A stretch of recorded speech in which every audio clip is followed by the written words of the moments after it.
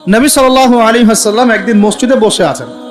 এই যে মিশকাতুল মাসাবি এই বইয়ের মধ্যে আছে হাদিসটা, সম্ভবত 2 নম্বর হাদিস, আর মুসলিম শরীফের 9 নম্বর হাদিস। নবী সাল্লাল্লাহু আলাইহি ওয়াসাল্লাম জীবনের শেষের দিকের ঘটনা, তিনি মসজিদে বসে আছেন। কোন মসজিদ? মসজিদ নববী। কোন মসজিদ? নববী। এখন একজন ব্যক্তি আসলেন, এই ব্যক্তির গায়ের জামাটা অত্যন্ত সাদা ধবধবা, চুলগুলো কুচকুচে কালো, এবং তাকে দেখে মুসাফির মনে হচ্ছে না, খুব টিপটাপ পরিপাটি একজন মানুষ ঢুকলেন, সুদর্শন। এসে নবী সাল্লাল্লাহু আলাইহি ওয়াসাল্লামের হাঁটুর সাথে হাঁটু লাগিয়ে দিয়ে বসে পড়লেন, যেমন করে আমরা আত্তাহিয়াতু লিল্লাহি ওই সময় বসি তাশাহুদের সময়, এইভাবে বসে তার 2 হাত নবী সাল্লাল্লাহু আলাইহি ওয়াসাল্লামের উরুর উপর রাখলেন। রেখে বলছেন, 4টা প্রশ্ন করছেন। কয়টা প্রশ্ন? প্রথম প্রশ্নই করছেন, ইয়া মুহাম্মদ, বলেন সাল্লাল্লাহু আলাইহি ওয়াসাল্লাম, আখবিরনি আনিল ইসলাম, হে নবী আমাকে ইসলাম সম্পর্কে বলুন। তখন নবীজি বলছেন, ইসলাম হচ্ছে আনতাশহাদা আল্লা ইলাহা ইল্লাল্লাহ ওয়া আন্না মুহাম্মাদান আবদুহু ওয়া রাসূলুহু। ইসলামের প্রথম বিষয় হচ্ছে তুমি আল্লাহই বিশ্বাস করবে, সাক্ষ্য দিবে আল্লাহ ছাড়া কোনো মাবুদ নাই, এবং মুহাম্মদ সাল্লাল্লাহু আলাইহি ওয়াসাল্লাম আল্লাহর বান্দা এবং রাসূল। এরপর আন তুকিমাস সালাহ, এরপর তুমি সালাত কায়েম করবে 5 ওয়াক্ত, ওয়া তুতিয়াজ যাকাত, তুমি যাকাত প্রদান করবে, ওয়া তাসুম রমাদান, রমজান মাসে সওম বা রোজা রাখবে, এবং সামর্থ্য হলে তুমি হজ করবে। সামর্থ্য হলে হজ, এই 5টা হচ্ছে ইসলামের ভিত্তি। তখন যে প্রশ্ন করছে সেই ব্যক্তি বলছে, সাদাক্ত, আপনি সত্য বলেছেন। কি বলছেন? আপনি সত্য বলেছেন। তখন উমর রাদিয়াল্লাহু আনহু পাশ থেকে তিনি খুব অবাক হয়ে গেলেন। তিনি বলছেন, ফাআজিবনা লাহু, আমরা অবাক হলাম তার উত্তর শুনে। ইয়াসআলুহু ওয়া ইউসাদ্দিকুহু, সে নিজেই প্রশ্ন করলো আবার নিজেই উত্তর দিচ্ছে। নিজেই প্রশ্ন করলো ইসলাম কাকে বলে, আবার নিজেই বলছে সত্য বলেছেন আপনি। তার মানে কি উত্তর তার আগে থেকে জানা আছে? উত্তর তার আগে থেকে জানা আছে। তো সবাই অবাক হয়ে গেল। এরপর তিনি দ্বিতীয় প্রশ্ন করলেন, এটা ফাখবিরনি আনিল ঈমান, হে নবী আমাকে ঈমান সম্পর্কে বলেন। কি সম্পর্কে? ঈমান। এই যে গায়েব, গায়েব সম্পর্কে, ঈমান সম্পর্কে বলেন। ঈমান মানেই গায়েব। ঈমান মানে কি? গায়েব। দেখেন, ঈমানের 6টা পিলার নবীজি বললেন। কয় পিলার? 6 পিলার নবীজি বলছেন। এখন ঈমান, আল ঈমান হচ্ছে আন তুমিনা বিল্লাহ, তুমি আল্লাহ বিশ্বাস করবে। কিসে বিশ্বাস করবে? আল্লাহ। দেখা যায়? আল্লাহকে দেখা যায়? আল্লাহ গায়েব না? গায়েব। ওয়া মালাইকাতিহি, আল্লাহর ফেরেশতা মণ্ডলীর প্রতি বিশ্বাস করবে। দেখা যায়? গায়েব না? আচ্ছা। ওয়া কুতুবিহি, আল্লাহ পাকের সমস্ত আসমানি কিতাবে বিশ্বাস করবে, কোরআন ছাড়া বাকিগুলো দেখা যায়? গায়েব না এগুলা? আচ্ছা। ওয়া রুসুলিহি, আল্লাহ পাকের সমস্ত রাসূলগণে বিশ্বাস করবে। দেখা গেছে রাসূল? আমরা কি আমাদের নবীকেও দেখেছি? এগুলো গায়েব না? গায়েব। ওয়াল ইয়াউমিল আখির, পরকালে বিশ্বাস করবে। পরকাল মানে মৃত্যুর পরের জীবন থেকে জান্নাত জাহান্নাম পর্যন্ত দেখেছি আমরা কেউ? এগুলো গায়েব না? গায়েব। ওয়া আন তুমিনা বিল কদরি খায়রিহি ওয়া শাররিহি, এবং তুমি তাকদীর বা ভাগ্যের ভালো মন্দে বিশ্বাস করবে। ভাগ্যকে দেখা যায়? লাউহে মাহফুজ আল্লাহ পাক ভাগ্য লিখেছেন না? দেখা যায়? কেউ জানে আগামীকাল কি হবে? জানে না। এই যে ঈমানের 6টা পিলার, এই 6টা পিলারকে মুখে স্বীকার করতে হয়, মনে বিশ্বাস করতে হয়, কাজেও বাস্তবায়ন করতে হয়। এই 6টা পিলার কি চোখে দেখা যায়? মুত্তাকিদের বৈশিষ্ট্য কি? আল্লাযীনা ইউমিনুনা বিল গায়বি, এই যে 6টা গায়েব, এগুলোতে যারা বিশ্বাস করে তারা হলো মুমিন। তারা কি? সুবহানাল্লাহ। আচ্ছা, আর 2টা প্রশ্ন বলে সামনে যাই। তৃতীয় প্রশ্ন করলেন, আখবিরনি আনিল ইহসান, আমাকে ইহসান সম্পর্কে বলেন। তখন নবীজি বলছেন, ইহসান হচ্ছে আনতা আবুদাল্লাহা কাআন্নাকা তারাহ, তুমি এমন ভাবে আল্লাহর ইবাদত করবে যেন তুমি আল্লাহকে দেখতে পারছো। বলেন সুবহানাল্লাহ। আল্লাহকে দেখা যায়? ওয়া ইল্লাম তাকুন তারাহ, তুমি যদি আল্লাহকে দেখতে না পারো, ফাইন্নাহু ইয়ারাক, তাহলে জেনে রাখবে আল্লাহ তোমাকে ঠিকই দেখছেন। দেখছেন না? এই কনসেপ্ট, এই কনসিয়াসনেসের নাম হচ্ছে ইহসান, মানে আল্লাহকে হাজির নাজির জন্য ইবাদত করা। এই জিনিসটা যদি সবার ভিতরে থাকতো, কেউ কোনো দুর্নীতি করতে পারতো না, অন্যায় করতে পারতো না, কাউকে ঠকাতে পারতো না, সুদ খেতে পারতো না, ঘুষ খেতে পারতো না, কারণ সে ফিল করতো আর কেউ দেখুক না দেখুক আল্লাহ পাক আমাকে দেখছেন। এই জিনিসটা থাকলেই মানুষ পাপ থেকে দূরে থাকতে পারতো। আল্লাহ পাক আমাদেরকে ইহসান দান করুন বলি আমি। এটাই কিন্তু সুফিজমের একটা ভালো অংশ। অনেকে এটাকে সম্পূর্ণ বলেন যেটা প্রয়োজন নাই, হয়তো এরকম কথা আসে, কিন্তু এটা আধ্যাত্মিকত্বের দরকার আছে। এটা হলো ইহসান। এটাকে বলে ইহসানের মধ্য দিয়ে আল্লাহর মারিফত পাওয়া যায়। কি পাওয়া যায়? ইহসানের মধ্য দিয়ে আল্লাহর পরিচয়, আল্লাহর মারিফত পাওয়া যায়। যখন আপনি ফিল করবেন, বা আমি ফিল করতে পারবো যে আল্লাহ পাক আমাকে সবসময় দেখছেন, সবসময় আমার সাথে আল্লাহ পাক আছেন। সাথে আছেন মানে কি? আমার পাশে আছেন। আল্লাহ পাক তার জ্ঞান দিয়ে, তার ক্ষমতা দিয়ে, সবকিছু দিয়ে আল্লাহ পাক আমাকে পরিবেষ্টন করে রেখেছেন। দেখেন নাই? তার দৃষ্টির বাইরে যাওয়ার ক্ষমতা আমার আছে? তার জ্ঞানের বাইরে যাওয়ার ক্ষমতা আছে? তার ক্ষমতার বাইরে যাওয়ার ক্ষমতা আমার আছে? অতএব এই হলো আল্লাহ কনসিয়াসনেস, যেটাকে আমরা বলি আল্লাহ কনসিয়াসনেস, মানে এহসান।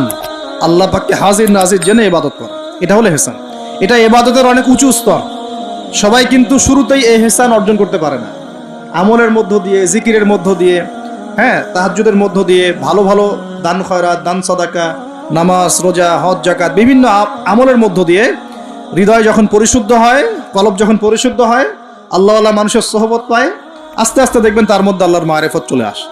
একবারে কিন্তু আসে না, একবারে আসে। এবং জিকির, বেশি বেশি আল্লাহর জিকির করতে হয়। জিকিরেই কলব কি হয়? তাজা হয়, পরিচ্ছন্ন হয়। আর জিকিরের সবচেয়ে শ্রেষ্ঠ জিকির হচ্ছে সালাত। সবচেয়ে শ্রেষ্ঠ জিকির কি? এটাই বলা যিকরুল্লাহি আকবার, এটা হচ্ছে আল্লাহ পাকের সবচেয়ে বড় জিকির। তারপরে অন্যতম বড় জিকির হচ্ছে কোরআন তেলাওয়াত করা। কি করা? কোরআন তেলাওয়াত। এরপরে তো আমাদের তাসবিহ, তাহলিল, জিকির, আজকারগুলো আছে। তো আসুন, চতুর্থ প্রশ্ন নবীজি করছেন, নবীজিকে করা হচ্ছে ফাখবিরনি আনিস সাআহ। কে প্রশ্ন করছে? ওই ব্যক্তি জিবরাইল আলাইহিস সালাম মানুষের রূপ ধরে এসে প্রশ্ন করছেন। আর বলে রাখি, সাহাবীদের সামনে, সবার সামনে এই একবার মাত্রই তিনি মানুষের রূপ ধরে এসেছেন। সবার সামনে, সবার সামনে পাবলিকলি, নবীর সামনে পাবলিকলি, সাহাবীদের সামনে এই একবার তিনি সবার সামনে মানুষের রূপ ধরে এসেছেন। এটাকে বলে হাদিসে জিবরিল। তখন চতুর্থ প্রশ্ন তিনি করছেন, ইয়া মুহাম্মদ আখবিরনি আনিস সাআহ, আমাকে কিয়ামত সম্পর্কে বলেন। কি সম্পর্কে? কিয়ামত। দেখেন, 4টা মৌলিক প্রশ্নের একটা কিয়ামত সম্পর্কে। তার মানে 25% প্রশ্ন কিয়ামত সম্পর্কে। বুঝতে পারছেন? 4টা মৌলিক প্রশ্নের একটা কিন্তু কিয়ামত সম্পর্কে। কেন প্রশ্ন করলেন? কারণ সচেতনতা, সচেতন থাকা যায় যেন, কিয়ামতের সাইনগুলো দেখা গেলে, নিদর্শন দেখা গেলে সচেতন হওয়া যায় যেন, এজন্যে। হাত গুটিয়ে বসে থাকার জন্য প্রশ্ন করছেন কিয়ামত কবে হবে। নবীজি বলছেন, মাল মাসউলু আনহা বিআ'লামা মিনাস সাইল, এই বিষয়ে প্রশ্নকারী উত্তরদাতার চেয়ে বেশি জানে না। মানে উত্তরদাতা এবং প্রশ্নকারীর জ্ঞান এখানে আসলে সমান। এখানে কেউ জানে না কিয়ামত এক্স্যাক্টলি কবে হবে। কেউ কি জানে? জানে না। তখন তিনি আবার প্রশ্ন করছেন, 5 নম্বর প্রশ্ন। কত নম্বর? 5ম প্রশ্ন করছেন, ফাখবিরনি আন আমারাতিহা, তাহলে আমাকে কিছু আলামত বলে দেন। কি বলে দেন? এখন নবী সাল্লাল্লাহু আলাইহি ওয়াসাল্লাম অন্যান্য হাদিসগুলোতে অনেক আলামত বলেছেন, কিন্তু এই হাদিসে গিয়ে মাত্র 2টা আলামত বলছেন। কয়টা? মাত্র 2টা। আমি টুকটাক ক্ষুদ্র গবেষণা করে দেখেছি, বড় বড় যে আলামতগুলো আছে এগুলো বাদ দিয়ে ছোট ছোট যে আলামতগুলো আছে এগুলোকে এই 2টার মধ্যে ফেলে দেয়া যায়। এই 2টোর মধ্যেই ফেলে দেয়া যায়। একটু পরে বোঝাবো ইনশাআল্লাহ। তো নবীজি বলছেন মাত্র 2টো আলামত কিয়ামতের। কয়টা? একটা বলছেন তিনি, আনতালিদাল আমাতু রাব্বাতুহা, আনতালিদাল আমাতু রাব্বাতুহা, দাসী তার মনিবকে জন্ম দিবে। কি করবে? দাসী তার মনিবকে জন্ম দিবে। এবার দাসী কেমন করে মনিবকে জন্ম দেয়? দাসী বোঝেন কিনা? এখন তো দাসীর সিস্টেমটা নাই, আছে? এখন নাই, কিন্তু ইসলামে তো আছে, আছে না? আচ্ছা, দাসী মনিবকে জন্ম দিবে কিভাবে? এখানে 3টা ব্যাখ্যা পাওয়া যায়। একটা হচ্ছে যে পিতা মাতার সাথে শেষ জামানায় দাস দাসীর মতো আচরণ করা হবে। করা হচ্ছে কিনা? হচ্ছে না? অবশ্যই হচ্ছে। সম্পত্তির জন্য সন্তান পিতাকে হত্যা পর্যন্ত করছে কিনা? করছে না? এগুলো অহরহ হচ্ছে। জানি না আপনাদের অবস্থা কেমন। বড় বড় শহরগুলোর অবস্থা ভালো না। নীতি নৈতিকতা, সামাজিক মূল্যবোধ আস্তে আস্তে দিন দিন অবক্ষয় হচ্ছে না? হচ্ছে। এগুলো থেকে ফেরাবে কে? ইসলাম অন্য কিছু ফেরাতে পারবে? আসুন, দাসী মনিবকে জন্ম দিবে একটা ব্যাখ্যা হলো পিতা মাতার সাথে দাস দাসীর মতো আচরণ করা হবে, যেটা এখন হচ্ছে। বৃদ্ধাশ্রমের প্রয়োজন ছিল আগে, এখন দিন দিন বৃদ্ধাশ্রম বাড়ছে না? শেষ বয়সে গিয়ে আমাদের পিতা মাতারা একা হয়ে যাচ্ছে না? শাশুড়িকে দেখছে না, মাকে দেখছে না, কোনো কোনো ক্ষেত্রে স্ত্রীকে দেখছে, মাকে দেখছে না, কোনো কোনো ক্ষেত্রে দেখা যায় শাশুড়িকে দেখছে, নিজের মাকে দেখছে না। এমন হচ্ছে না? এগুলো হচ্ছে। আর বাবা যে সারা দিন সারা জীবন তাকে এই যে কোলে পিঠে করে মানুষ করলো, শেষ বয়সে সেই বাবাকে আজকে বৃদ্ধাশ্রমে থাকতে হচ্ছে না?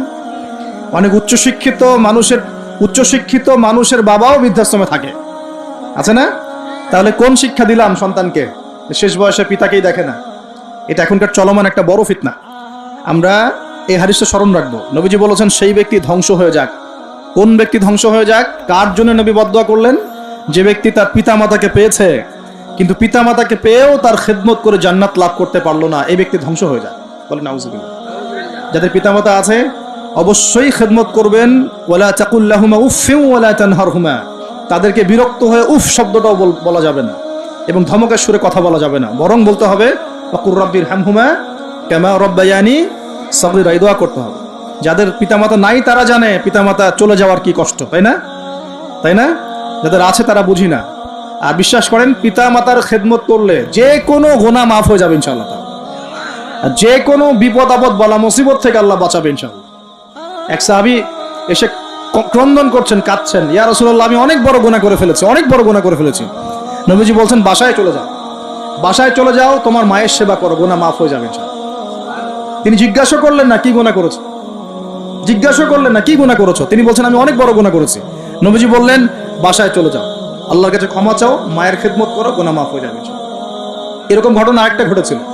তখন নবীজি বলেছিলেন বাসায় যাও, তোমার পিতামাতার খেদমত করো, গুনাহ মাফ হবে। তখন সেই সাহাবী বলছিলেন আমার তো মা বেঁচে নাই, আমার তো মা বেঁচে নাই। তখন নবীজি বলছেন খালা বেঁচে আছে কিনা, খালা বেঁচে আছে, খালার সেবা করো। খালার সেবা করে কয়জন? খালার খোঁজ খবর নেয় কয়জন? এই বিষয়গুলো খেয়াল রাখবেন। যদি আপনি আমি চাই, এটা একটা হাদিস, যদি আপনি আমি চাই, পছন্দ করি যে আল্লাহ পাক আমাকে বেহিসাব রিজিক দান করুক, চাই না আমরা?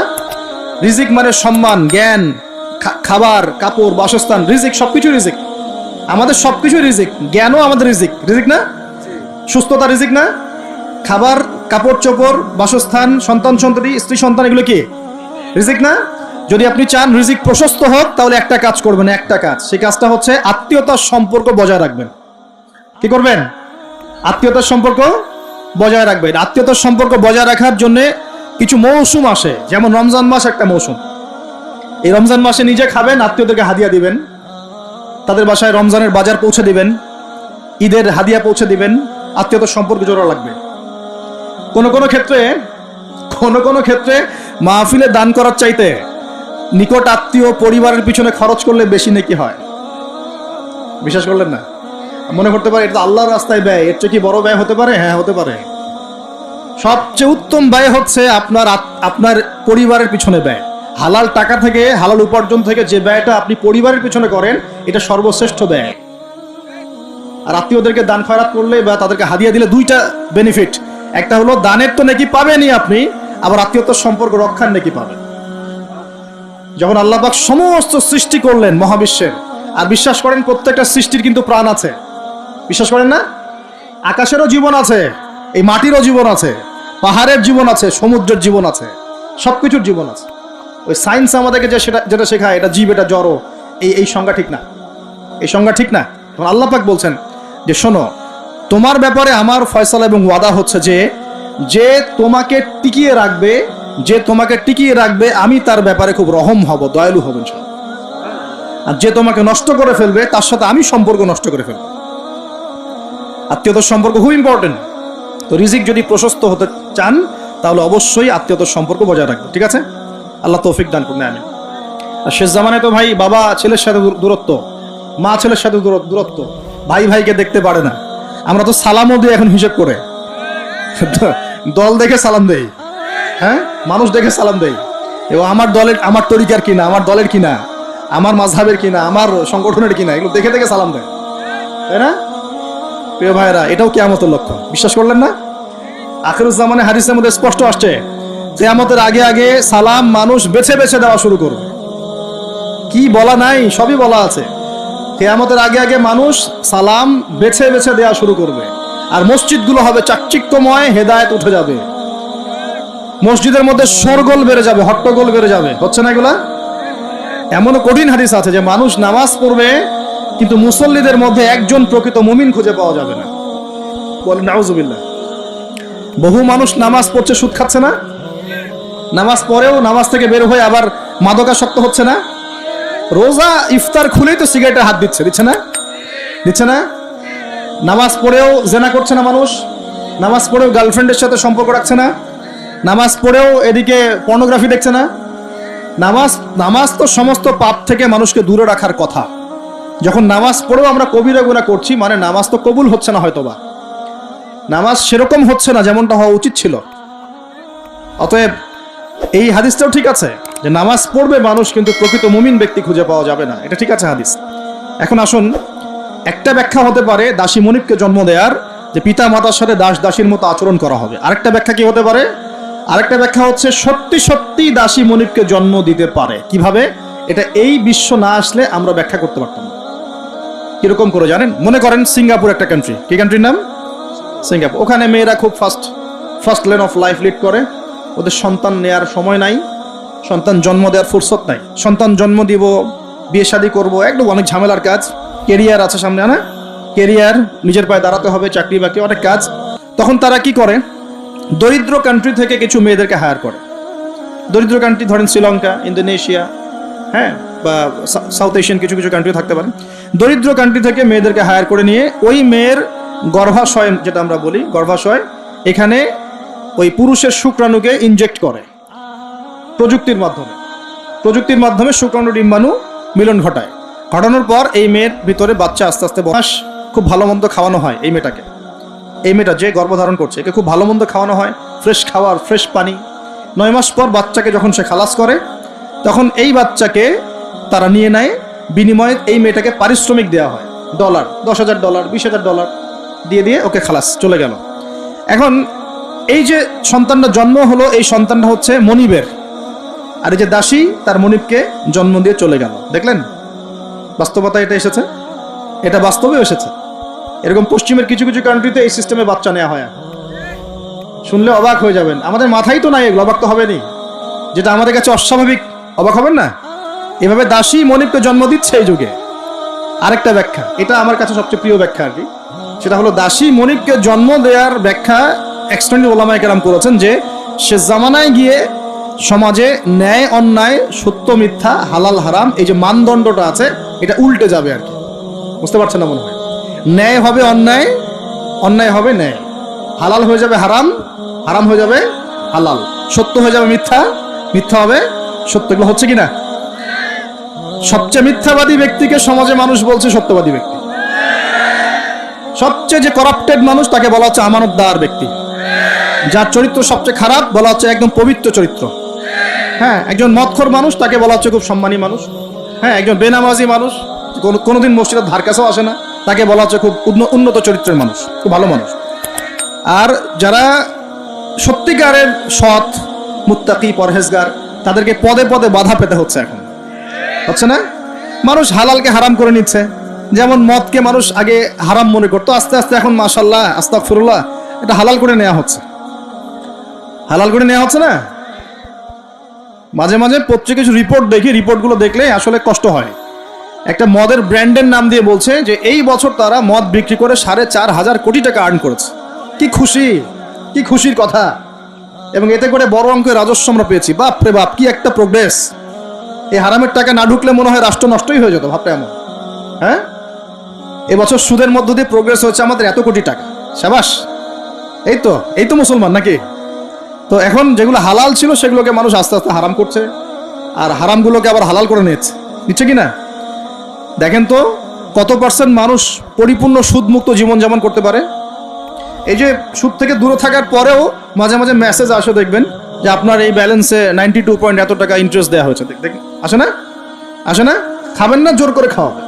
নবী সাল্লাল্লাহু আলাইহি ওয়াসাল্লাম এটাই বলছেন শেষ জামানা সম্পর্কে।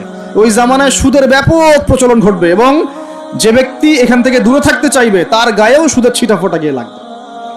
এটা লাগছে কিনা? এখন লাগছে। এটা কেমন পাপ? আল্লাহ নবী বলছেন এটা মায়ের সাথে জেনা করার মতো পাপ। এটা কেমন পাপ? আল্লাহ বলছেন আল্লাহ এবং তার রাসূলের সাথে যুদ্ধ করার মতো পাপ। নবীজি বুখারীর হাদিসে বলছেন 1 দিরহাম সুদ খেলে 36 বার জেনা করার গুনাহ হয়। এটা এমন পাপ। এর ফলশ্রুতিতে সমাজের এক শ্রেণীর মানুষ ধনী হয়, আর এক শ্রেণীর মানুষ আস্তে আস্তে গরিব হয়। সমাজটাকে বড় করে দেখলে দেখবেন বিশ্বে এক শ্রেণীর মানুষ ধনী হয়েছে, এক শ্রেণীর মানুষ গরিব হয়েছে। এটা সুদের ফলাফল। আস্তে আস্তে এর ধ্বংস অনিবার্য, কোনো উপায় নাই। এবং যারা দরিদ্র, ব্যক্তিগতভাবে দরিদ্র, সোশ্যালি দরিদ্র, বা রাষ্ট্রগতভাবে দরিদ্র, এদের অবস্থা খারাপ। সুদের বেড়াজালে ফেলে এদের রক্ত চুষে সম্পদ নিয়ে নেবে, এটাই ওদের প্ল্যান, মাস্টার প্ল্যান। এবং যখন সুদের মধ্যে একটা জাতি পড়ে যায়, এর পুরো ব্লেম সবার উপরে চলে আসে, সবাই সুদের আন্ডারে চলে আসে। সবার শ্রম থেকে এবং রক্ত মাংস ঘাম থেকে এই টাকা পরিশোধ করতে হবে। আপনারা হয়তো ইকোনমিক্স কতটুকু বোঝেন আমি জানি না, আর এগুলো ওয়াজ মাহফিলে বলার মতো বিষয় নয়। ওয়ার্ল্ডে যারা ইকোনমিক বিষয়গুলো ডিল করে, এরা সুদ ছাড়া কোনো লোন আপনাকে দিবে না। বিনা সুদে কোনো লোন আপনাকে দিবে। এখন এই সুদটার লোনটা আপনাকে শোধ করতে হবে না? সুদের লোন শোধ করতে হলে আপনাকে জনগণের শ্রম থেকেই সুদটা শোধ করতে হবে, অথবা আপনাকে আপনার নিজের রাষ্ট্রের প্রবৃদ্ধি বাড়িয়ে ওই টাকাটা শোধ করতে হবে। যেভাবেই হোক শোধ করতে হবে। তখন সবার উপরে সেই ব্লেমটা চলে আসবে কি না? এখান থেকে বের হওয়াও খুব কঠিন। এখন বের হওয়া খুব কঠিন। আল্লাহ পাক আমাদের জন্য সহজ করুন, দোয়া করে। কঠিন তবে অসম্ভব নয়, কঠিন তবে অসম্ভব নয়। দান সদকা বাড়াতে হবে, জাকাতগুলো প্রদান করার সিস্টেম তৈরি করতে হবে। ওসর দিবেন, গবাদি পশু জাকাত দিবেন, এবং অপচয় কমাবেন, দুর্নীতি কমাবেন। টাকার 2 নাম্বারই কমিয়ে দিলে এবং আমাদের খেয়ানত কমিয়ে দিলেই ইনশাআল্লাহ একটা জাতির জন্য আল্লাহ পাক আসমান এবং জমিনের বরকতের দরজা খুলে দেবে ইনশাআল্লাহ। আল্লাহ ওয়াদা করেছেন। এটা এইভাবে সলভ হওয়া সম্ভব। পরে বলবো কিছু কথা ইনশাআল্লাহ। তো এখানে আমার কাছে এই ব্যাখ্যাটা বেশি পছন্দ। নবীজিকে বলছেন কিয়ামতের সাইন বলেন, কিছু সাইন বলেন। নবীজি বলছেন দাসী মনিবকে জন্ম দিবে, তার অন্যতম ব্যাখ্যা হলো শেষ জামানায় হক বাতিল, ন্যায় অন্যায়, সত্য মিথ্যার মানদণ্ড উল্টে যাবে। এটা হয়েছে কি না? আরেকটা সাইন তিনি বলেছেন, এটা ভালো করে শোনেন। নবীজি বলছেন সাল্লাল্লাহু আলাইহি ওয়াসাল্লাম যে কিয়ামতের আগে আগে ওয়ানতারাল হুফাতাল উরাতাল আলাতা রিয়া আশ-শাই ইয়াতাতাওয়ালুনা ফিল বুনিয়ান। নবীজি বলছেন কিয়ামতের অন্যতম নিদর্শন হবে সমাজের সবচেয়ে নিকৃষ্ট শ্রেণীর মানুষ। নিকৃষ্ট বলতে দরিদ্র, একদম দরিদ্র, যার পায়ে স্যান্ডেল পরার টাকা ছিল না, গায়ে জামা কেনার টাকা ছিল না। হুফাতাল উরাতাল আলাতা রিয়া আশ-শাই, রাখাল। রিয়া আশ-শাই মানে রাখাল, একদম রাখাল শ্রেণীর মানুষ। এরা কি করবে? ইয়াতাতাওয়ালুনা ফিল বুনিয়ান, এরা উঁচু উঁচু বিল্ডিং নির্মাণ করবে না, বরং উঁচু উঁচু বিল্ডিং নির্মাণের প্রতিযোগিতা করবে। কি করবে? এখানে নির্মাণ করা অর্থ, ইয়াতাতাওয়ালুনা মানে কিন্তু বানানো না, মানে কি করা? কম্পিটিশন করা, প্রতিযোগিতা। আপনার 10 তলা, আমার 11, আপনার 12, আমার 13, আপনার 15, আমার 20। এই যে ইয়াতাতাওয়ালুনা ফিল বুনিয়ান, এই যুগটা চলছে না এখন? এই যুগটা কি 200-300 বছর আগে ছিল? তাহলে বুঝতে পারছি না সময় কাছাকাছি। এটা বোঝার জন্য কি পিএইচডি করার দরকার আছে? চোখ কান খুললেই তো দেখা যায়। ইয়াতাতাওয়ালুনা ফিল বুনিয়ান, কারা করবে? ধনীরা না, ধনীরা প্রতিযোগিতা করবে না, বলা হচ্ছে একদম দরিদ্র মানুষরা প্রতিযোগিতা করবে। এখন উত্তর দেন তো দেখি, কিভাবে গরিব মানুষ এরকম বিল্ডিং নির্মাণের প্রতিযোগিতা করতে পারে? হ্যাঁ, সুদ খাইলে। আরেকটা হচ্ছে অন্যের সম্পদ আত্মসাৎ করতে পারলে। এই দুইটা অপশন, হয় সুদ খাবে অথবা অন্যের সম্পদ গ্রাস করবে। মানে 1 নাম্বার পদ্ধতিতে করা সম্ভব না, 2 নাম্বারই করতে হবে। ঠিক আছে? আরেকটা অপশন হচ্ছে যদি গুপ্তধন পান, যদি মাটি থেকে গুপ্তধন বের হয়। হ্যাঁ, গুপ্তধনও বের হয় তো, আল্লাহ পাক তো ধন দিয়েছেন মুসলিমদেরকে, তাই নাই? ওই যে মধ্যপ্রাচ্যের কান্ট্রিগুলো দেখবেন, আজকে থেকে 60-70 বছর আগে তাদের অবস্থা দেখবেন, তারা বেদুইনের মতো জীবনযাপন করত। তারপরে 60-70 বছর হলো যে পেট্রোলিয়াম বের হয়েছে, ব্ল্যাক গোল্ড, যেটাকে আমরা বলি ব্ল্যাক অয়েল, ব্ল্যাক গোল্ড। মানে এই পৃথিবীতে সোনা দিয়ে এখন এক্সচেঞ্জ করা যায় না, এই পৃথিবীতে পেট্রোলিয়াম দিয়ে এক্সচেঞ্জ করা হয় ডলারের সাথে। এটাকে বলা হয় petro dollar monetary system, petrol এবং ডলার। তো এই পেট্রোলিয়ামটা হচ্ছে এখনকার গোল্ডের মতো দামি জিনিস। এটা যখন থেকে তারা পেয়েছে, তারপর থেকে দেখেন বিল্ডিং কারো 50, কারো 60, কারো 100, কারো চলছে, হচ্ছে না? অথচ আজকে থেকে 50 বছর আগেও অবস্থা এমন ছিল না। ইয়াতাতাওয়ালুনা ফিল বুনিয়ান, আর কি বাকি আছে কিয়ামতের আলামত বলেন? আর কি বলবো? এই দুটোর মধ্যেই সব পড়ে যাবে। এবার এই ব্যক্তি উঠলেন। কোন ব্যক্তি? ওই যে জিবরাইল আলাইহিস সালাম এবার উঠে চলে যাচ্ছেন, আর সবাই চুপচাপ বসে আছেন। মানে অনেক সময় হয় না, খুব চুপ করে সব বসে থাকে, সাইলেন্স, পিন ড্রপ সাইলেন্স। এবার নবী সাল্লাল্লাহু আলাইহি নিজে বলছেন, ইয়া ওমর, হে ওমর, আতাদরি মানিস সাইল, তুমি কি জানো এই ব্যক্তি কে যে প্রশ্ন করলো, কে চলে গেল প্রশ্ন করে? তখন নবীজিকে ওমর রাদিয়াল্লাহু আনহু বলছেন, আল্লাহু ওয়া রাসূলুহু আ'লাম, আল্লাহ এবং তার রাসূলই ভালো জানেন এই ব্যক্তিকে। নবীজি বলছেন, ইন্নাহু জিবরিল, এই ব্যক্তি হচ্ছে জিবরাইল আলাইহিস সালাম। সুবহানাল্লাহ। আতাকুম ইউআল্লিমুকুম দীনাকুম, তিনি এসেছিলেন তোমাদেরকে তোমাদের দিন ইসলাম শেখাতে। তিনি এসেছিলেন তোমাদেরকে তোমাদের দিন শেখাতে। কেন আসছেন তাহলে? দিন শেখাতে। তাহলে দিনের প্রশ্ন কয়টা বের হলো? ইসলাম কাকে বলে, ঈমান কাকে বলে, ইহসান কাকে বলে, কিয়ামত কবে হবে। তাহলে দিনের পড়াশোনার মধ্যে কিয়ামতের আলামতগুলো পড়তে হবে না? এটা 25% হলো না? নবীজি বলে দিলেন আমি তো জানি না কবে কিয়ামত হবে, আবার প্রশ্ন করলেন তাহলে আলামত বলেন। কেন? কারণ সচেতনতা। এখান থেকে আমাদের টপিক কোনটা? এই যে মুমিন পেয়েছেন, মুমিনের সংজ্ঞা কয়টা পিলারে বিশ্বাস করতে হবে? পিলারগুলো বলেন। আল্লাহ বিশ্বাস 1, 2 নাম্বার ফেরেশতা মণ্ডলীতে বিশ্বাস, 3 নাম্বার আসমানি কিতাব সমূহে বিশ্বাস, 4 নাম্বার নবী রাসূলগণে বিশ্বাস, 5 পরকালের জীবনে বিশ্বাস, আর 6 তাকদীর ভাগ্যের ভালো মন্দ বিশ্বাস। এই 6টা কি গায়েব কিনা? এখন একটু বোঝেন বর্তমান বিশ্বের সাথে আমাদের সংঘর্ষ কোথায়, একটু বোঝেন। এবার আমরা ইমানদার হতে হলে এই 6টা বিষয় বিশ্বাস করতেই হবে, না হলে কেউ মুমিন হতে পারবে না। আর এই 6টা বিষয় কি চোখে দেখা যায়, স্পর্শ করা যায়, পরীক্ষাগারে পরীক্ষা করা যায়, কোনো যুক্তি বিজ্ঞান দর্শন দিয়ে কোনো সিদ্ধান্তে আসা যায়? যায় না। আমরা এগুলো বিশ্বাস করি আল্লাহর ওহীর জ্ঞানের আলোকে। কিসের আলোকে? আল্লাহ পাক বলেছেন, রাসূল বলেছেন, ব্যাস বিশ্বাস করি। এখানে আমরা কোনো যুক্তি বিজ্ঞান দর্শনের ধার ধারি না, দাঁড়িয়ে। আচ্ছা, কিন্তু এখনকার পশ্চিমা শিক্ষা ব্যবস্থা, যার ছোঁয়া এখন পুরো বিশ্বেই লেগে গেছে, প্রায় অলমোস্ট এভরি কান্ট্রিতে, তাদের জ্ঞানতাত্ত্বিক একটা সংজ্ঞা আছে, দর্শন আছে। কি সেটা? তারা পরীক্ষা নিরীক্ষা, যুক্তি বিজ্ঞান দর্শন এর বাইরে কোনো কিছুকেই তারা সিদ্ধান্ত হিসেবে গ্রহণ করবে না, জ্ঞান হিসেবে গ্রহণ করবে না। তারা পানিকে বিশ্বাস করে, পরীক্ষা করে দেখবে যে হাইড্রোজেন অক্সিজেন মিলে পানি হয়, এটা বিশ্বাস করবে, ঠিক আছে? তারা কঠিন তরল বায়বীয় পদার্থে বিশ্বাস করে, তারা চাঁদে বিশ্বাস করে, তারা মঙ্গল গ্রহে বিশ্বাস করে, ইত্যাদি ইত্যাদি। কিন্তু তারা এই চাঁদ, মঙ্গল গ্রহ, মহাবিশ্বের স্রষ্টাকে বিশ্বাস করে না, কারণ তাকে দেখা যায় না। আমি কি বোঝাতে পারছি পার্থক্য কোন জায়গায়? তারা এটা বিশ্বাস করে যে হ্যাঁ, বিগ ব্যাং, মহাধুম করে একটা বিস্ফোরণ হলো আর মহাবিশ্ব সৃষ্টি হয়ে গেল, এটা ওরা বিশ্বাস করে। এই বিস্ফোরণ যে আল্লাহ পাক ঘটিয়েছেন, এটাতে বিশ্বাস করবে না। বুঝতে পারছেন না মনে হয়? তারা বিশ্বাস করে যে হ্যাঁ, এই যে পানি খাচ্ছি, পানি একটা জিনিস, তরল পদার্থ খাচ্ছি, কিন্তু এই পানি যে কেউ সৃষ্টি করেছেন, এটাতে তারা বিশ্বাস করবে। তারা মনে করে হাইড্রোজেন অক্সিজেন মিলে পানি হয়, কে সৃষ্টি করলো সেটা তিনি বিশ্বাস করবে না।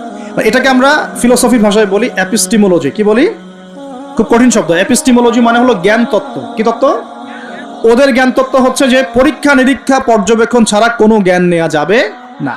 কিন্তু আমরা দেখি আল্লাহকে আমরা পরীক্ষাগারে পরীক্ষা করতে পারবো, ফেরেশতাকে পারবো, জিনজাতি, আমাদের আত্মা, রূহ, কবরের আযাব, জান্নাত জাহান্নাম, হ্যাঁ, ওই যে কবরের ফেরেশতা আসবে, প্রশ্নোত্তর, হ্যাঁ, ওই যে কিয়ামতের মাঠে সূর্য নেমে আসবে, ঘামবে মানুষ, হ্যাঁ, তারপরে যে আগের নবী রাসূলগণ, আগের আসমানি কিতাব, তাকদীর ভাগ্য, আগামীকাল কি হবে, এগুলোকে পরীক্ষাগারে প্রমাণ করতে পারবেন।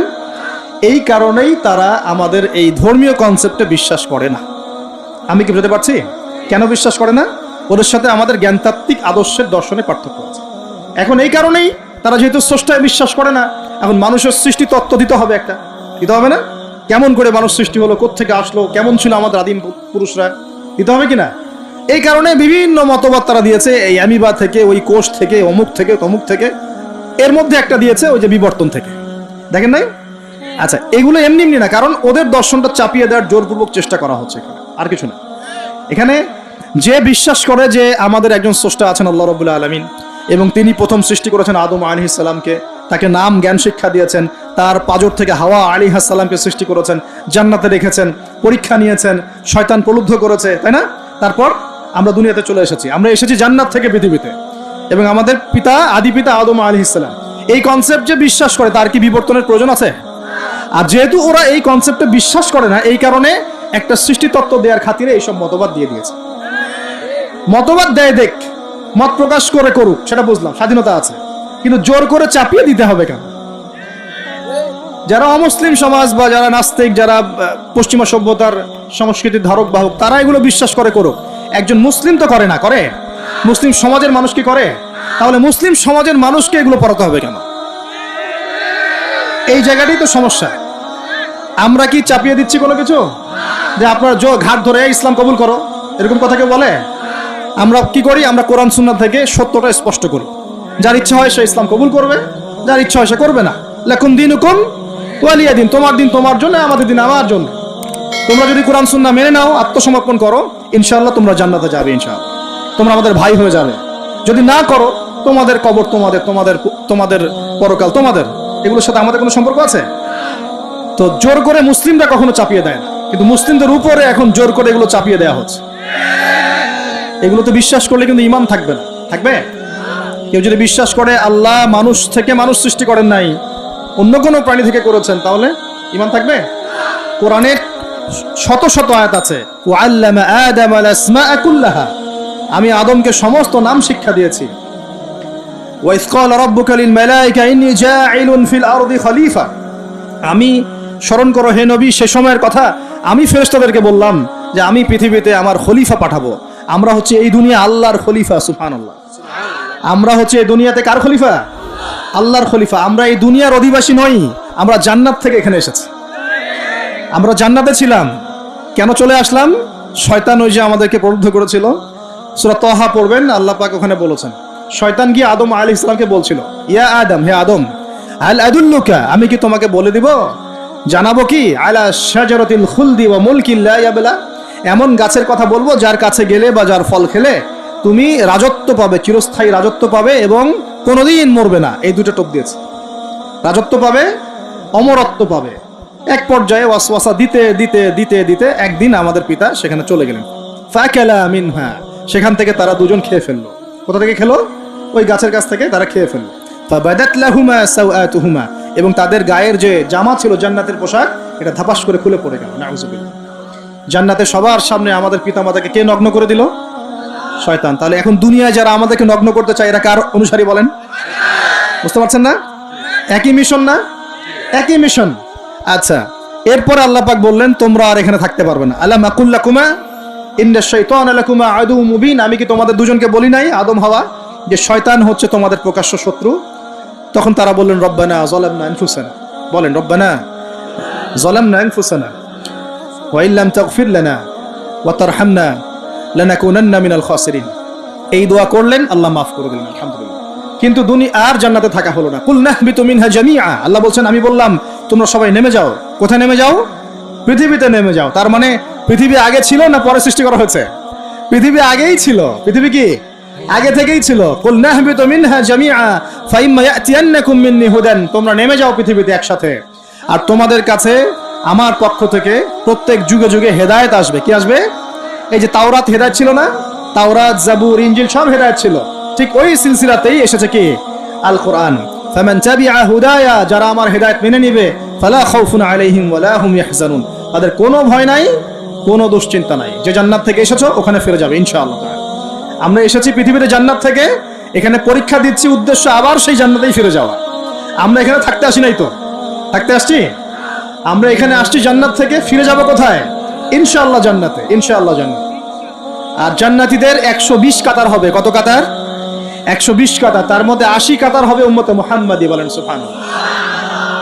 আর এই উম্মতে মুহাম্মাদির মধ্যে আরো 70,000 স্পেশাল মানুষ আছে। কত হাজার? যারা বিনা হিসেবে, বিনা আযাবে ডাইরেক্ট জান্নাতে যাবে ইনশাআল্লাহ। তবে অন্য একটা হাদিসে আসছে যে প্রত্যেক হাজারের সাথে আরো 70,000। তবে শর্ত কঠিন। কিরকম শর্ত? সাহাবীরা বসে ডিসকাস করছেন কে হতে পারে তারা। কেউ বলছেন তারা হয়তো প্রথম দিকের মুসলিমরা হবেন, কেউ বলছেন তারা হয়তো মুজাহিদরা হবেন, কেউ বলছেন তারা বদর যুদ্ধের সাহাবীরা হবেন ইত্যাদি। তখন নবী সাল্লাল্লাহু আলাইহি ওয়াসাল্লাম আবার চলে আসলেন, ব্যাক করলেন। ব্যাক করে বলছেন তোমরা কি এই বিষয়ে কি বিষয়ে কথা বলছিলে? তখন সাহাবীরা বললেন আমরা তো ডিসকাস করছিলাম যে কারা হতে পারে সেই 70,000। নবীজি বললেন শোনো, ওই 70,000 মানুষ, এক নাম্বার, ওই 70,000 মানুষ পাখি উড়িয়ে ভাগ্য গণনা করে না। প্রথম কাজটা কি? মানে তারা ইসলাম এত কঠিন ভাবে পালন করে যে পাখি উড়িয়ে ভাগ্য গণনা বা হাত দেখা, রাশিফল, এরকম শিরিকের ধার কাছেও নাই। তার শিরিকের ধার কাছেও নাই। দুই নাম্বার, তারা আগুনের শেকা বা উল্কি দিয়ে, এই ট্যাটু আছে না, ট্যাটু উল্কি আঁকে আগুন দিয়ে, এই ধরনের ট্যাটু উল্কি তারা আঁকে না শরীরের মধ্যে। এইসব কুলক্ষণে সুলক্ষণে তারা বিশ্বাস করে না। তিন নাম্বার, তারা অবৈধ ঝাড়ফুঁক করে না। অবৈধ ঝাড়ফুঁক করে না। বৈধ ঝাড়ফুঁক করা যাবে, সূরা ফাতিহা পড়ে ঝাড়ফুঁক করা যাবে, সূরা ফালাক নাস ইখলাস পড়ে পড়া যাবে, আয়াতুল কুরসি পড়ে পড়া যাবে, কোরআন হাদিস দিয়ে ঝাড়ফুঁক করা যাবে। কিন্তু অবৈধ কিছু ঝাড়ফুঁক আছে না, তান্ত্রিক কবিরাজদের কাছে মানুষ করে, এগুলো করা যাবে না। আর 4 নাম্বার হচ্ছে তারা সর্বাবস্থায় এক আল্লাহর উপরে তাওয়াক্কুল করে, ভরসা করে, আল্লাহর প্রতি তাওয়াক্কুল করে। এরা হচ্ছে সেই 70,000 মানুষের মতো থাকবে ইনশাআল্লাহ। এক সাহাবী দাঁড়িয়ে বললেন, ওয়াকাশা দাঁড়িয়ে বলছেন যে ইয়া রাসূলুল্লাহ, আমার জন্য দোয়া করেন, আমি যেন সেই 70,000-এর মধ্যে থাকতে পারি। নবীজি বললেন হ্যাঁ, তুমি 70,000-এর মধ্যে একজন যাও। এরপর আরো 2জন সাহাবী দাঁড়িয়ে গেলেন, আমার জন্য দোয়া করেন। নবীজি বললেন না, ওয়াকাশা অগ্রগামী হয়েছে। এভাবে সবার জন্য দোয়া করতে থাকলে দরজা কি হতো? বন্ধ হয়ে যেত। তো এই দরজা খোলা আছে। এই যুগের মানুষও হতে পারে, হতে পারে না? যে ব্যক্তি শিরক করে না, আল্লাহ ভরসা করে, কোন রকম কুলক্ষণে বিশ্বাস করে না, ইসলাম পরিপূর্ণরূপে পালন করে, ইনশাআল্লাহ তাআলা আল্লাহ চাইলে তাদেরকে আল্লাহ পাক 70,000-এর মধ্যে আশ্রয় দিবেন, অংশ দিবেন ইনশাআল্লাহ। তো আমরা বলছিলাম যে আমরা কোত্থেকে আসছি ভাই? জান্নাত থেকে। কোথায় যাব? ইনশাআল্লাহ। এর মাঝখানে শয়তানের পথ রয়েছে কিছু, শয়তানের ফিতনা। কি ফিতনা? শয়তান চায়, শয়তান কিন্তু ওয়াদা করে আসছে, চ্যালেঞ্জ করে আসছে আল্লাহর কাছে। কি করছে? চ্যালেঞ্জ। শয়তান কি চ্যালেঞ্জ করছে জানেন? শয়তান চ্যালেঞ্জ করছে যে রব্বি, শয়তান বলছে রব্বি মানে হে আমার রব। শয়তান কিন্তু আস্তিক, শয়তান কিন্তু আস্তিক, শয়তান কিন্তু আল্লাহকে বিশ্বাস করে। সে বলছে রব্বি হে আমার রব, আনজিরনি আমাকে অবকাশ দিন, ইলা ইয়াউমি ইউবআসুন কিয়ামত দিবস পর্যন্ত অবকাশ দিন। আল্লাহ বলছেন ফাইন্নাকা মিনাল মুনজারিন, যাও তোমাকে অবকাশ দেওয়া হলো। কিয়ামত পর্যন্ত সময় আল্লাহর কাছে এমন বড় কিছু নয়, খুব সামান্য। এবার সে বলছে রব্বি ফাবিমা আগওয়াইতানি, হে আল্লাহ যে আদমের জন্য আজকে আমাকে জান্নাত থেকে বের করে দেয়া হলো সিজদা না করার কারণে, লা আকুদান্না লাহু সিরাতাকাল মুস্তাকিম, ওই আদমকে জাহান্নামে নেয়ার জন্য আমি সরল পথে ওত পেতে বসে থাকবো। বসে থাকে না শয়তান? সুম্মা লাআতিয়ান্না মিন বাইনি আইদিহিম, খুব ভালো করে জায়গাটা বোঝেন প্রিয় ভাইরা। শয়তান চ্যালেঞ্জ করে বলছে সুম্মা, এর পরে আমি আসব আদম সন্তানের সামন থেকে। কোত্থেকে? এই সামন থেকে মানে অর্থ হচ্ছে দুনিয়া, মানে আপনাকে দুনিয়ার সমস্ত ফিতনা এসে প্রলুব্ধ করে রাখবে। কারণ দুনিয়া চোখের সামনে দেখা যায় না, দেখা যায় দুনিয়ার অভাবের ধোঁকা দিবে, বেকারত্বের ধোঁকা দিবে, হতাশা, এইটা সেইটা, স্বামী স্ত্রীর ফিতনা, পরিবারের ফিতনা, সামাজিক ফিতনা, আপনাকে দুনিয়ার এই ফিতনা এসে ব্যস্ত রাখবে, রাখে না? এটা হচ্ছে সামন থেকে আসা। ওয়ামিন খালফিহিম, পিছন থেকে আসবে। পিছন থেকে মানে আপনাকে পরকাল সম্পর্কে হতাশ করে দিবে এবং পরকাল সম্পর্কে আপনাকে কুধারণা সৃষ্টি করবে এবং পরকাল সম্পর্কে আপনার মধ্যে একটা গাফেলতি সৃষ্টি করে দিবে যে পরকাল না, পরে দেখা যাবে। হ্যাঁ, পিছনে কি আছে? পরকাল না? পিছনটা পরকাল। তো পরকাল আসবে যখন তখন দেখা যাবে। হ্যাঁ, বৃদ্ধ হলে তখন তওবা করে নিব, এখনো কি তাড়াহুড়ার কি আছে, পরে দেখা যাবে শেষ বয়সে। এরকম করে আপনাকে ভুলিয়ে ভালিয়ে রাখবে পিছন থেকে।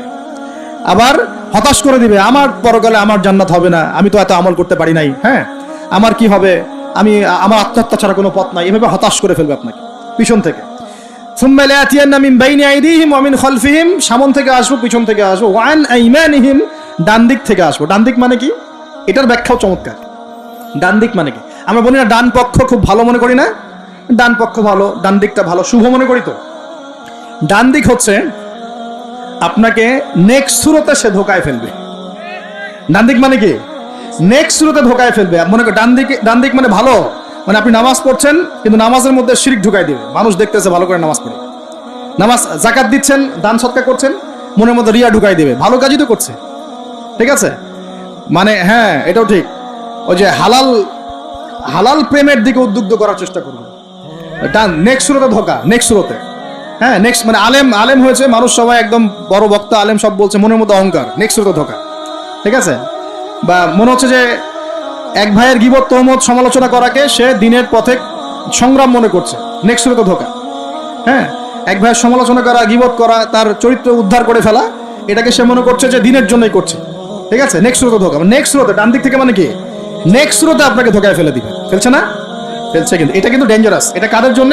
এটা আবেদ মানুষদের জন্যই, যারা আল্লাহকে মানে, রাসূলকে মানে, চেষ্টা করে দিনের পথে চলার জন্য, এদেরকে সে ডান দিক থেকে আসবে আর কি। না আমাদের ক্ষেত্রে আল্লাহ পাক হেফাজত করুন বলি আমি। আর চতুর্থটা হলো ওয়া আন শামাইলিহিম, ওদের বাম দিক থেকে আসবে।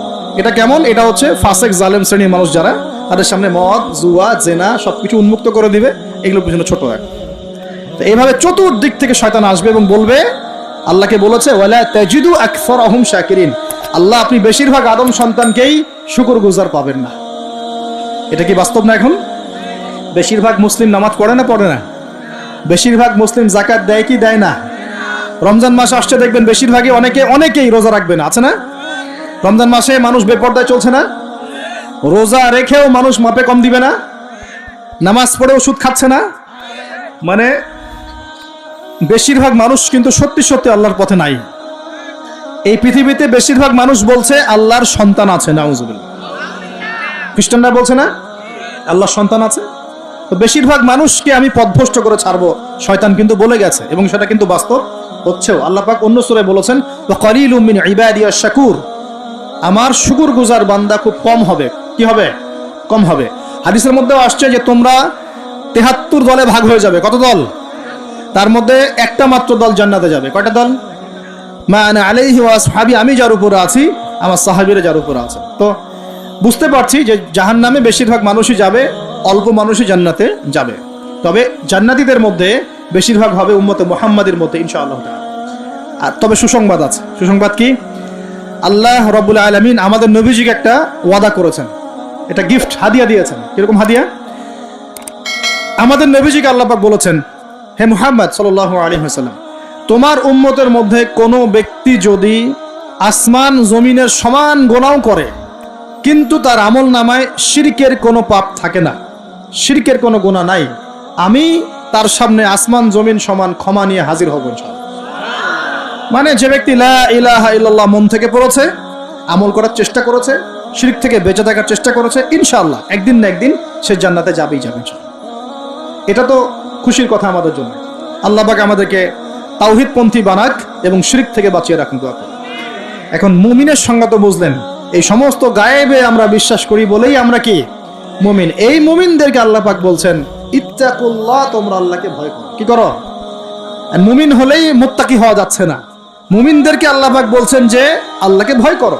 আল্লাহকে ভয় করার মানে কি? এক কথায় আমি একটা অ্যানসার দিচ্ছি। সূরা হাশরে চলে যান। কোন সূরা? সূরা হাশর। এই সূরার 7 নম্বর আয়াত। কত নম্বর?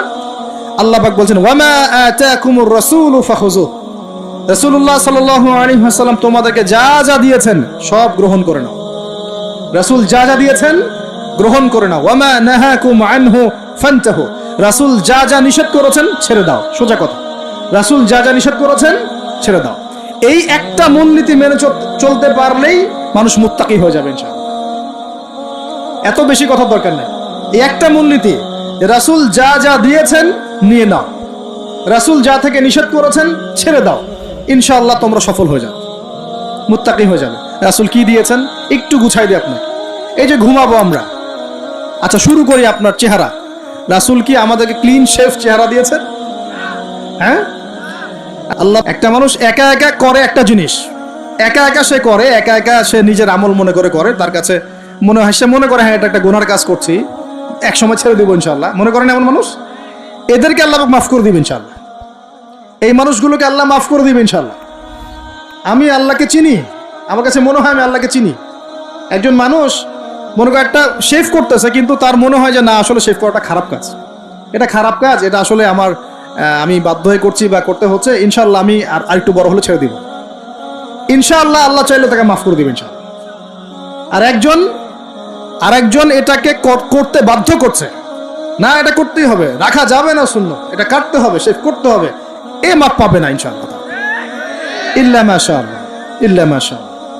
চাপিয়ে দেয়, খুব খারাপ জিনিস। কেন চাপিয়ে দিবেন আপনি? কেন চাপিয়ে দিবেন?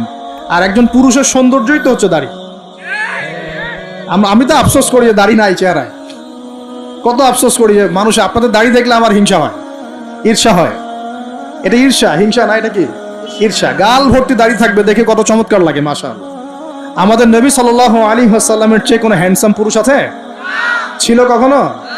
নবী সাল্লাল্লাহু আলাইহি ওয়াসাল্লামের দাড়িগুলো এত সুন্দর ছিল, দাড়ি দিয়ে খুশবু বের হতো, সুবহানাল্লাহ। এমনিতেই দাড়িতে মেহেদি না দিয়েই দাড়ি একটু ব্রাউন রঙের দাড়ি ছিল, মেহেদি দেওয়া লাগতো না, এমনি ব্রাউন কালার দাড়ি। বুঝতে পারছেন না মনে হয়? অনেক টকটকা ফর্সা মানুষ ছিলেন তিনি। আমাদের একদম উপর লেভেল থেকে শুরু করে বাথরুমের টয়লেট পর্যন্ত সব এখন পশ্চিমা কালচারে চলছে। কোন জায়গায় এমন টয়লেট দেখা যায় যে দাঁড়ায়ও পেশাব করার বুদ্ধি নেই, দেখেন নাই মনে হয়? একটা তো স্টেনজা করতে হয় বা পায়ে ভর দিয়ে। কোন পায়ে? এখন এই যে ইংলিশ কমোডে আপনি বা পায়ে ভর দিয়ে কেমনে করবেন বলেন দেখি, কিভাবে সুযোগ আছে? আর পাবলিক টয়লেট যদি হয় তাহলে ওটাতে বসলে কাপড় এগুলো পাক থাকবে, ওটাতে নামাজ হবে? চিন্তা করেন তো, এটা সূচিবায়ু হয় না? আচ্ছা, সব জায়গায় পশ্চিমা সভ্যতা ঢুকে গেছে এখন, সব জায়গায়, বাথরুম থেকে শুরু করে একদম ওই বিশ্ব পরিচালনা পর্যন্ত সব ওদের শূন্যতা চলছে। আর কিছু দেখলাম যে এরকম কিছু বোল বা বাটির মতো রেখে দিয়েছে, ওখানে দাঁড়ায় দাঁড়াই ধরে ধরে করতে হবে। হ্যাঁ, এখন দেখা যায় কোনো মানুষের হাইট 6 ফুট, কোনো মানুষের 5 ফুট, কোনো মানুষের 4 ফুট। এখন যদি ম্যাচ না করে, আমি কি করবে? পাপ যদি ঠিক না হয় কি করবে? চিন্তা, এগুলো দেখেন নাই মনে হয়? দেখবেন, ঘুরতে থাকেন। আল্লাহ পাক কি বলেছেন? সিরু ফিল আরদ, জমিনে বিচরণ করো, ঘোরো, জমিন ঘুরে দেখো, ফানজুর, দেখো কাইফা কানা আকিবাতুল মুকাদ্দিবিন, আল্লাহর বিধান যারা অস্বীকার করেছে ওদের কি পরিণতি হয়েছে দেখো। ঘুরতে বলেছেন আল্লাহ পাক। তো দেখেন আমাদের সব সুন্নতগুলো কেন জানি আস্তে আস্তে ওইদিকে চলে যাচ্ছে। আল্লাহ পাক বাঁচাক আমাদের। চেহারা থেকে শুরু হবে, আপনার কথাবার্তা, আপনার চাল চলন, আপনার আকীদা, পোশাক পরিচ্ছদ, বাথরুম, পরিবার, আপনার ব্যবসা, আপনার ইবাদত, জিকির আজগার, তাসবিহ তালিম, সমাজ পরিচালনা এবং রাষ্ট্র পরিচালনা পর্যন্ত প্রত্যেকটা কাজ নবী সাল্লাল্লাহু আলাইহি ওয়াসাল্লামের সুন্নত মতো করার পাক্কা নিয়াত করতে হবে। কতটুকু পারি না পারি আল্লাহ দেখবেন, কিন্তু চেষ্টা করতে হবে ইনশাআল্লাহ। ব্যক্তি পর্যায়ে তো পারবো নাকি? এখানে তো আমাকে কেউ ফোর্স করবে না, করবে? আমি যদি দাড়ি ছেড়ে দেই কারো কিছু বলার আছে? আপনি যদি হালাল খান কেউ কিছু ফোর্স করবে আপনাকে? আপনি নামাজ ঠিক মতো পড়েন, রোজা রাখেন, তাসবিহ তাহলিল করেন, জিকির আজগার করেন, আপনার পরিবারে পর্দা কায়েম করেন, কেউ কি ফোর্স করবে আপনাকে? উপরের লেভেলে হয়তো আমরা ইম্পোজ করার ক্ষমতা আমাদের নাই, ওটা পরে। আগে ব্যক্তি জীবন ঠিক করেন, আগে ব্যক্তি জীবন ঠিক করেন, পরিবার ঠিক করেন, আপনার অর্থনীতি ঠিক করেন। ইনশাআল্লাহ তাআলা আল্লাহ পাক আমাদেরকে প্রকৃত মুত্তাকি বানিয়ে দিবেন ইনশাআল্লাহ। আল্লাহ বলছেন প্রকৃত মুত্তাকি হও। কেমন করে আল্লাহকে ভয় করো? হাক্কা তুকাতি, ভয় করার মতো ভয় করো। ভয় করার মতো ভয় মানে কি? জীবনের কিছু অংশে ইসলাম পালন করব, বাকি অংশে করব না, এমন? নাকি জীবনের প্রত্যেকটা ক্ষেত্রে ইসলাম পালনের চেষ্টা করব? কোনটা? জীবনের প্রতিটা ক্ষেত্রে আল্লাহ পাক আমাদের সবাইকে ইসলাম পালন করার তৌফিক দান করুন।